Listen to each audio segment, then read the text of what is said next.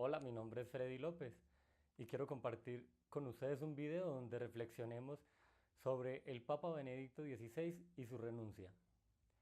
A esta renuncia del Papa Benedicto XVI surgen dos objeciones que últimamente he estado escuchando y son las siguientes. La primera se refiere a que cuando él renunció, él dijo, renuncio al obispado de Roma. Y los detractores, los que quieren defender que Benedicto siga siendo el Papa y no Francisco como lo es actualmente, dicen que ahí hay un juego de palabras, que él debió haber dicho renuncio al ministerio petrino. Entonces, esa es la primera objeción, que él debió haber dicho que renunciaba al ministerio petrino y no al obispado de Roma. La segunda objeción es la siguiente, renunció porque lo obligaron, lo presionaron, sintió miedo, entonces esa renuncia no es válida. Y siguen argumentando que el Papa Benedicto es el verdadero Papa en esos momentos y que Francisco no es el Papa de la Iglesia Católica. A esas objeciones vamos a responder. Como ya dije, la primera objeción que aparece sobre la renuncia del Papa emérito Benedicto XVI es que él debía decir en su renuncia, renuncio al ministerio petrino. Sin embargo, aparece que renuncio al obispado de Roma. Es decir, el Papa dice que renuncia al obispado de Roma y los detractores de Francisco aseguran que él tenía que decir renuncio al ministerio petrino. Sin embargo, vamos a escuchar lo que dice el Código de Derecho Canónico. Dos cosas voy a decir para responder a esta objeción. La primera, el canon 331 se refiere al Papa como obispo de la Iglesia romana, en quien permanece la función que el Señor encomendó singularmente a Pedro, primero entre los apóstoles, y que había de transmitirse a sus sucesores. Es cabeza del colegio de los obispos, vicario de Cristo y pastor de la Iglesia Universal en la tierra. Como vemos, el Código de Derecho Canónico se refiere al Papa como el obispo de Roma, como el vicario de Cristo, como el sucesor de San Pedro. O sea, le da varios nombres al Papa. Y el Papa Benedicto XVI lo que hace es utilizar uno de esos nombres, como ya lo mencioné, Canon 331, para dejar su cargo. La segunda cosa que voy a decir es, el Canon 332, en el apartado 2 dice lo siguiente, si el romano pontífice renunciase a su oficio, se requiere para la validez que la renuncia sea libre y se manifieste formalmente. Eso hizo Benedicto XVI. Renunció y lo manifestó formalmente. Entonces, es claro que el Código de Derecho Canónico no se refiere a unas expresiones exactas para que el Papa pueda renunciar. Si fuera como dicen los detractores de Francisco, aquí dijera en el Código de Derecho Canónico lo siguiente, el Papa cuando renuncie tiene que decir que renuncia al ministerio petrino, pero eso no lo dice, solo muestra dos cosas, que renuncie voluntariamente y que esa renuncia sea manifestada formalmente.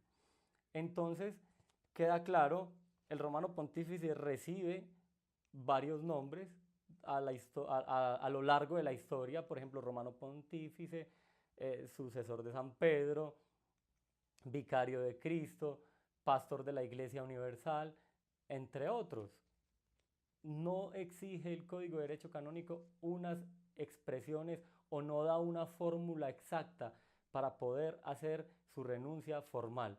De hecho, al final dice que se manifieste formalmente la renuncia, pero no que sea aceptada por nadie. El Papa Benedicto renunció simplemente y nadie le puede decir, venga, no puede renunciar. No, a todos nos toca quedarnos callados, dejarlo. Él renunció, no podemos hacer nada. Bien, entonces, acompáñenme y vamos a dar respuesta a la segunda objeción. Vamos a hacer un paralelo de lo que dicen de Benedicto XVI y lo que dice Benedicto XVI. Lo que dicen de Benedicto XVI es que renunció obligado por presión o por miedo. Sin embargo, vamos a leer lo que dice Benedicto XVI. Vamos a retomar nuevamente las palabras que él expresa en su renuncia. Después de haber examinado ante Dios reiteradamente mi conciencia, he llegado a la certeza de que por la edad avanzada ya no tengo fuerzas para ejercer adecuadamente el ministerio petrino. Examinó ante Dios reiteradamente su conciencia. Y escuchemos lo que dice el Catecismo de la Iglesia Católica en el numeral 1795. La conciencia es el núcleo más secreto y el sagrario del hombre, en el que está solo con Dios, cuya voz resuena en lo más íntimo de ella. Benedicto XVI dice que él examinó su conciencia ante Dios y después de examinar reiteradamente su conciencia ante Dios, presentó su renuncia voluntariamente. Así lo expresa él. Sin embargo, hay personas que están diciendo que renunció obligado por presión o por miedo. Esas personas están queriendo usurpar el lugar de Dios, metiéndose a la conciencia del hombre. En este caso, metiéndose a la conciencia de Benedicto XVI.